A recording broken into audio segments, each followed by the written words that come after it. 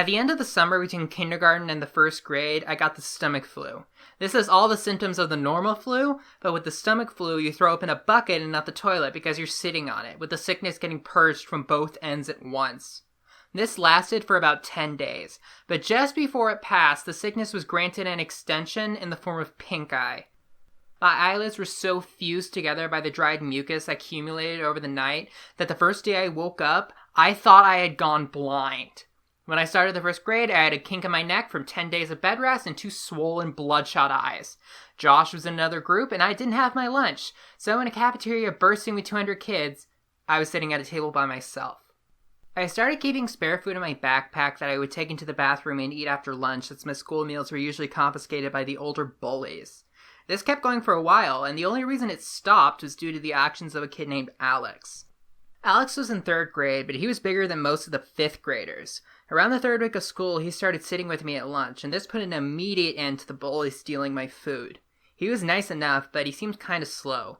In fact, we never really talked at length until I finally decided to ask why he was sitting with me. It turns out he had a crush on Josh's older sister, Veronica. Veronica was in 4th grade and was probably the prettiest girl in the school. Even as a 6-year-old who fully endorsed the notion that girls were disgusting, I still knew that she was very pretty. When she was in the 3rd grade, Josh told me that 2 boys had actually gotten into a physical fight, which erupted out of an argument concerning the significance of the messages that she had written in their yearbooks. One of the boys actually hit the other in the forehead with the corner of the yearbook, and the wound required stitches to close. Well, not one of those 2 boys. Alex wanted her to like him and confessed that he knew Josh and I were best friends. I guess he must have thought that I would tell Veronica about this and she would fall in love with him due to his selflessness, protecting the kid who got bullied every day. As far-fetched as this was, especially looking back on it, I was thankful for the protection, so I let him know that I would tell Veronica about it. This was during the time when Josh mostly stayed in my house building the raft and navigating the river, so I didn't really have the chance to bring it up to Veronica because I didn't see her that much. I did tell Josh about it, and he sort of made fun of Alex, but he said that he would tell his sister since I asked him to. I doubted that he would, though. Josh was annoyed that people seemed so taken with his sister. It was because of this that I never really talked about Veronica that much with Josh, but I knew that she was pretty, and I guessed that one day she would be beautiful. I was proven right about that years later. When I was 15, I was seeing a movie at a place that my friends and I had come to call the Dirt Theater. It was probably nice at some point, but time and neglect had weathered the place severely. The theater had movable tables and chairs on a level floor, so when the theater was full, there was pretty much nowhere you could sit and actually see the whole screen. The theater was still open, though, and I think it was for 3 reasons. It was cheap to see a movie there, they showed a different cult movie twice a month at midnight, and they sold beer to underage kids during the midnight showings. I went there for the first 2, and that night they were showing Scanners by David Cronenberg for $1. My friends wanted to sit in the very back. I wanted to sit closer to the front for a better view, but my friend Ryan was the one that drove us there, so I relented. A couple minutes before the movie started, a group of girls walked in. They were all very attractive, but I was definitely distracted by one of them that had dirty blonde hair, even though I caught only a glimpse of her. As she turned to move her seat, I caught a full view of her face and I got butterflies in my stomach. It was Veronica. It had been a very long time since I'd seen her last. Me and Josh started hanging out less and less in the years following the boxes incident anyway, and whenever I would go to visit him, she was usually out with friends. I wanted to watch the movie, but every once in a while I couldn't help looking at Veronica. My friends got up to leave right when the credits started to roll because there was only one exit and they didn't want to get trapped waiting for a crowd to clear. I stayed behind in hopes of catching Veronica's attention. When she and her friends walked by, I took a chance. "Hey, Veronica." She turned towards me and looked a little startled. Yeah? I got out of my seat and stepped a little into the light coming in through the open door. "It's me, Josh's old friend from way back. So, how have you been?" Oh my god! Hey! Oh, it's been so long! She motioned to her friends that she'd be out in a minute. "Yeah, a few years at least. Not since the last time I stayed over with Josh. How is he, anyway?" Oh, that's right! I remember you now! Do you still play Ninja Turtles with your friends? She laughed a little and I blushed. "No, I'm not a kid anymore. Me and my friends play with X-Men now." I was hoping to get another laugh out of her. Thankfully, it worked. Aw, you're cute! Do you come to these movies every time? Of course, the instant that she said that, my 15-year-old brain started analyzing it from every possible angle. Eventually, I realized that she had asked me a question, and my mind grasped for what it actually was. Yeah, I try to anyway. What about you? Oh, I come here every now and then. My boyfriend didn't like these movies, but we just broke up, so I plan on coming from now on. I was trying to be casual, but I definitely failed. Oh, well, that's cool. Not that you guys broke up, I just mean that you'd be able to come here more often. Thankfully, she laughed again. I tried to recover. So, are you coming the week after next? They're supposed to show Day of the Dead. It's really good. Yeah, I'll be here. She smiled, and I was about to suggest that maybe we could sit together when she actually closed the space between us herself and hugged me. Well, it was really good to see you. She put her arm around me. I was trying to think of what to say until I realized that the biggest problem was that I had forgotten how to talk all of a sudden. Luckily, Ryan, who I could hear coming from the hallway, said we had to leave. Veronica let go and said that she'd see me then. As she left, I could hear her laughing and talking with her friends in the hallway. The Day of the Dead screening couldn't come soon enough. Ryan Stanley was going to be out of town, so he wouldn't be able to drive me, and the other friends I was with that night didn't have cars themselves. It was a couple days before it when I finally caved in and asked my mom if she could take me. She started out by denying my request, but as I persisted, she must have picked up on the desperation in my voice and guessed correctly that I was going to be meeting a girl there. She asked who it was, and I reluctantly told her that it was Veronica. But the minute that I did, the smile disappeared from her face, and she said no. I decided that I would call Veronica to see if she could pick me up. I had no idea if she still lived at that house, but it was worth a try. Then I realized that Josh might answer. At that point, I hadn't talked to him for about 3 years, and if he answered, I wondered what he would say if he heard that I just called so I can talk to Veronica. I felt guilty for calling to speak with her and not him, but I tried to dismiss that feeling. It's not like Josh had called me in those years either. I picked up the phone and dialed the number that was still embedded into my muscle memory from dialing it so many times when I was a kid. It rang several times before somebody picked it up. It wasn't Josh or Veronica. I felt a mixture of both relief and disappointment. I realized that second that I really missed Josh. At that point, I resolved to talk to Josh very soon, but that was my only chance to get in touch with Veronica, so I asked for her. The person told me that I had dialed the wrong number. I repeated it back to her and she confirmed it. She said that the family must have changed their number, so I apologized for the disturbance and hung up. I suddenly felt really sad because now I couldn't have contacted Josh even if I wanted to. It's a really terrible feeling to be scared of talking to somebody who used to be my best friend. It was at that point that I realized that meeting Veronica is the only way I can get in touch with Josh again, so I had another reason to see her.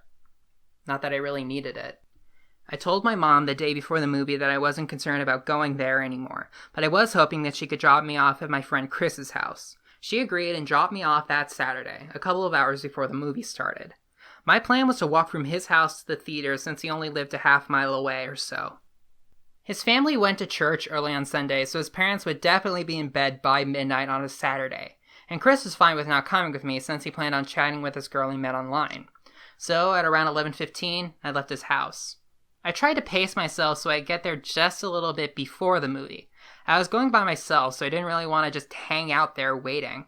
On the way to the theater, I figured that if Veronica showed up at all, it would be too lucky for us to arrive at the same time, so I debated whether I should just wait outside or walk in. As I was grappling with these concerns, I had a weird feeling. Then I noticed that there was a huge spotlight directly behind me. I was standing near the road, but this spotlight was really bright and it didn't move at all. I turned around to see what was behind me. There was a car that had stopped about 10 feet away. At first, all I could see were the floodlights that were cutting through the night. I thought it might have been one of Chris's parents. Maybe they had come to check in on us, seeing that I was gone. It probably wouldn't have taken much pressing for Chris to tell them where I went. As I took a step towards the car, it broke its pause and started driving towards me very slowly. As it passed me, I noticed that it didn't look like the car Chris's parents owned, or anyone that I had seen for that matter.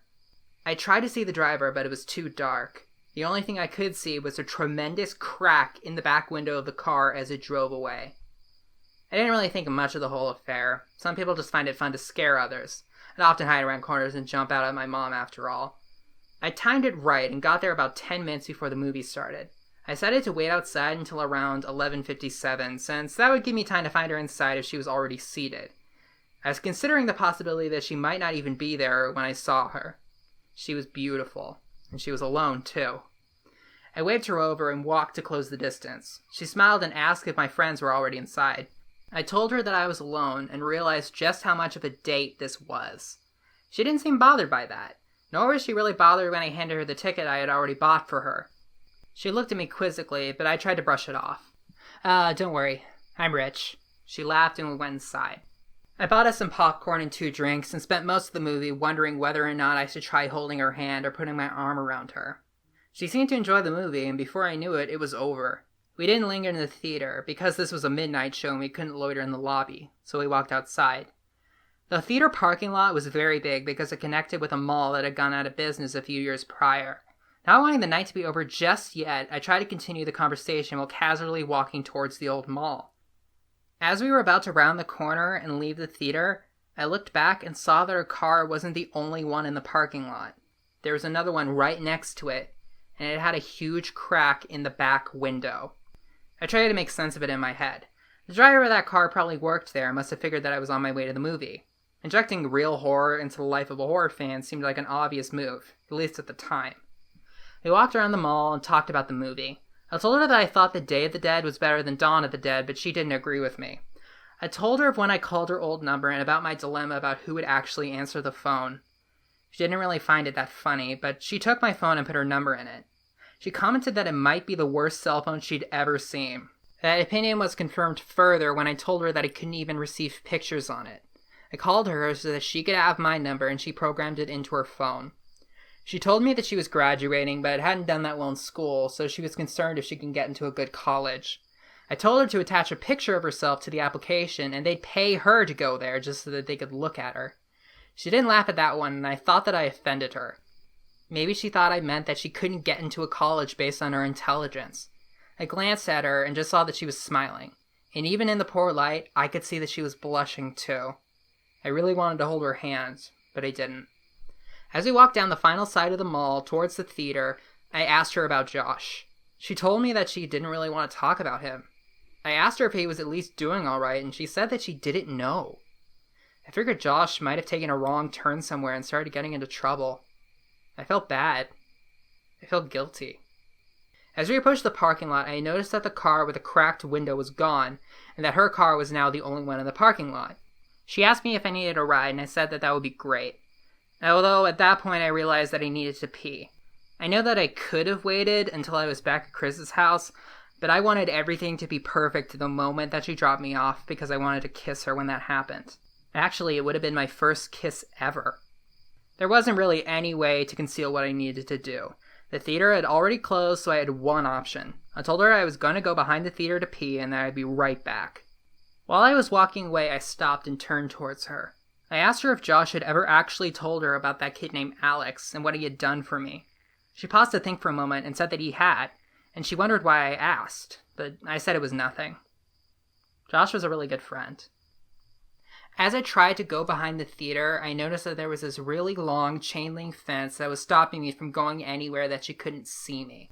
I didn't know where else to go, and I didn't want to keep Veronica waiting any longer than I had to, so I just climbed the fence and tried to get it over with very quickly.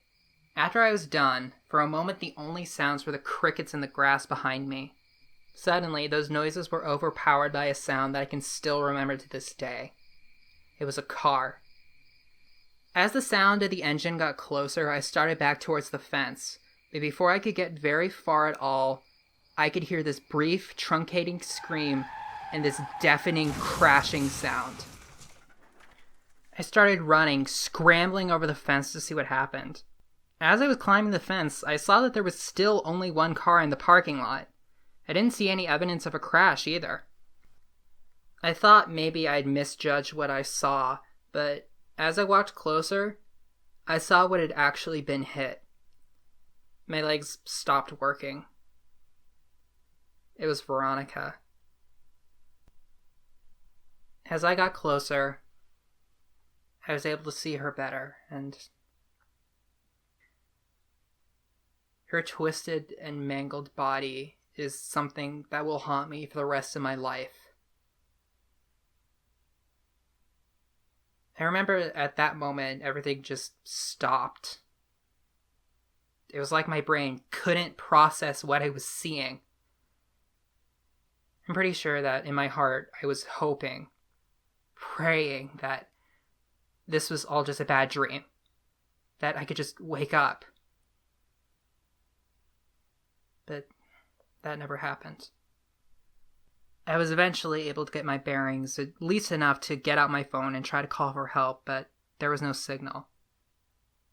I could see that Veronica's phone was lying right next to her. Trembling, I went over to reach for it. As I did, she started moving and gasped for air so violently it seemed as if she was trying to breathe in the whole world. This startled me so much that I staggered and fell backward onto the asphalt with her phone in my hand. I think she started to try to move, but with every spasm and jerk, I could hear these terrible sounds coming from her body. Without thinking, I scrambled over and put my face right over hers. Veronica, don't move. Don't move, okay? Just stay still. Don't move. Veronica, please, just don't move. I kept saying that, but the words started to fall apart, and I started to cry. I opened her phone. It still worked. It was actually still on the screen where she had saved my number. And when I saw that, I could feel my heart break a little. I called 911 and waited with her, telling her that she would be okay. Felt guilty because it felt like I was lying to her every time I said that. Eventually, when we heard the siren, she started to become a little bit more alert. She had remained conscious, but now more of the light was actually coming back into her eyes. It looked like she was finally starting to realize what had happened to her. Her eyes rolled over to mine, and I could see her lips move. I leaned in closer so I could hear her. Picture? What picture? He took it. I didn't understand what she meant, so I said the only thing I could think of. I'm so sorry, Veronica. I rode with her in the ambulance, and she finally lost consciousness. I waited in the hospital room that they reserved for her. I still had her phone, so I put it with her purse and called my mom from the hospital phone. It was about 4 a.m. I told her that I was fine, but Veronica got injured. She cursed at me and said that she would be right there. I told her I wasn't leaving until Veronica was out of surgery, but she said that she would come anyway. In the following hours, the two of us didn't really talk that much. I told her that I was sorry for lying, and she said that we would talk about that later. Looking back on it, I think that if we had talked a little bit more in that room, if I had told her about boxes or that night with the raft, or if she had told me more of what she knew, things might have turned out different. But we just sat there in silence. She told me that she loved me and that I could call her whenever I wanted her to come get me, no matter what. As my mom was leaving, Veronica's parents rushed in. Her dad and my mom exchanged a few words that appeared to be quite serious while Veronica's mother talked to the person behind the desk. Her mom was a nurse, but didn't work at that hospital. I'm sure she'd try to get Veronica transferred, but her condition was prohibitive. While we waited, the police came in and talked to each of us. I told them what happened, they made some notes, and they left. She came out of surgery, and 90% of her body was covered in this thick white cast. Her right arm was free, but the rest of her was bound like a mummy. She was still under, but I remembered how I felt when I had my cast before kindergarten. I thought about asking the nurse for a marker, but I had no idea what I would write. Eventually, I fell asleep in a chair in the corner, and I went home the next day. For several days, I went back every afternoon. At some point, they moved another patient into her room and set up a screen around Veronica's bed. She didn't seem to be feeling better, but there were moments of coherence. But even during these periods, we couldn't really talk. Her jaw had been broken by the car, so the doctors had wired it shut. I sat with her for a while, but there was nothing much that I could say. I got up and walked over to her. I kissed her on the forehead, and she whispered something through her clenched teeth. Josh. That definitely surprised me. Has he not come to see you? No. I found myself getting very irritated. I thought that even if Josh had been getting into trouble lately, he should have at least seen his sister. I was about to say this when she spoke up. No. Josh. He ran away. He should have told you. My blood turned to ice. When? When did this happen? When he was 13. Did he leave a note or something? On his pillow. We both started crying, but now I think we were crying for very different reasons. At that point, there were a lot of things I still didn't remember about my childhood. There were a lot of connections I didn't make yet. Eventually, I told her that I had to go, but she could text me anytime. I got a text from her the next day telling me not to come back. I asked why, and she said she didn't want me to see her like that again. I agreed begrudgingly. We texted each other every day, though I kept this from my mom because I knew that she wouldn't like me talking to Veronica. Usually, her texts were pretty short, and mostly only in response to more lengthy texts that I would send her. I did try calling her because I really wanted to hear her voice, but when she picked up, she didn't say anything, though I could hear how labored her breathing was. About a week after she told me not to come see her anymore, she sent me a text. I love you. I was filled with so many different emotions, but I responded by expressing the most prevalent one. I love you too. She said that she wanted to be with me and that she couldn't wait until she could see me again. She told me that she had been released and was convalescing at her house. These exchanges carried on for several weeks, but every time I asked to come see her, she would say, soon. I kept insisting, and the following week, she said that she thought she might be able to make it to the next midnight movie. I couldn't believe it, but she insisted that she would try. I got a text from her the afternoon of the movie. See you tonight. I got Ryan to drive me there since Chris's parents had found out what had happened and said I wasn't welcome to their house anymore. I explained to him that Veronica might be in really bad shape, but that I really cared about her, and I asked him to give us some space. He accepted that, and we headed down there. Veronica never showed up. I had saved a seat for her right next to me near the exit so that she can get in and out easily, but 10 minutes into the movie, some man slid into that chair. I whispered that the seat was taken, but he didn't respond. He just stared ahead at the screen. I remember wanting to move because there was something wrong with the way he was breathing. I forfeited because I realized that she wasn't coming. I texted her the next day, asking if she was alright, and I asked as to why she didn't show up. She responded with what would turn out to be the last message I'd get from her. See you again. Soon. She was delirious, and I was worried about her. I sent her several replies reminding her about the movie and saying it was no big deal, but she just stopped replying. As the days went by, I got more and more upset. I couldn't reach her at her home because I didn't know her home phone number, and I wasn't even sure where they lived. I started to get kind of depressed, and my mother, who had been really nice as of late, asked me if I was okay. I told her that I hadn't heard from Veronica in a while, and I felt all the warmth leave her disposition. What do you mean? She was supposed to meet me at the movies yesterday. I know it's only been like 3 weeks since she got hit, but she said that she would try to come. And after that, she just stopped talking to me. Maybe she just hates me now. She looked confused. I could read on her face that it was like she was trying to tell if I had broken. When she saw that I wasn't crazy, her eyes began to water and she pulled me close to her. She started to cry, but it seemed a little intense of a reaction to my problem, and I had no reason to think that she really cared for Veronica that much. But she drew in a breath and said something that still makes me nauseous, even today. Veronica's dead, sweetheart. Oh God, I thought you knew. She died on the last day you visited her. Oh baby, she died weeks ago. She had broken down, but I knew that it wasn't because of Veronica. I broke away from her and started to stagger backwards. My mind was swimming. That wasn't possible. I had just exchanged messages with her yesterday.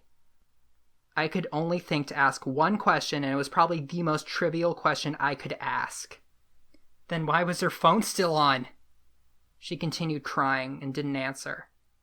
Soon enough, I lost my temper and exploded at her. Why did it take them so long to shut off her goddamn phone?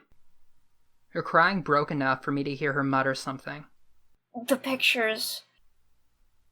I would later come to find out that her parents thought that her phone had been lost in the accident, despite the fact that I had put it in her purse the night she was brought into the hospital. When they retrieved her belongings, the phone wasn't there.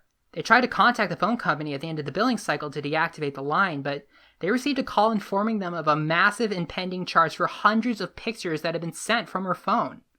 Pictures that were all sent to my phone.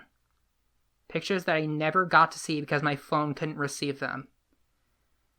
They learned that they were all sent after the night that she died. It was at that point that they deactivated her phone. I tried not to think about the contents of those pictures, but I remember wondering for some reason whether I would have been in any of them. My mouth felt dry, and I felt the sting of despair as I thought about the last message I received from her phone. See you again. Soon.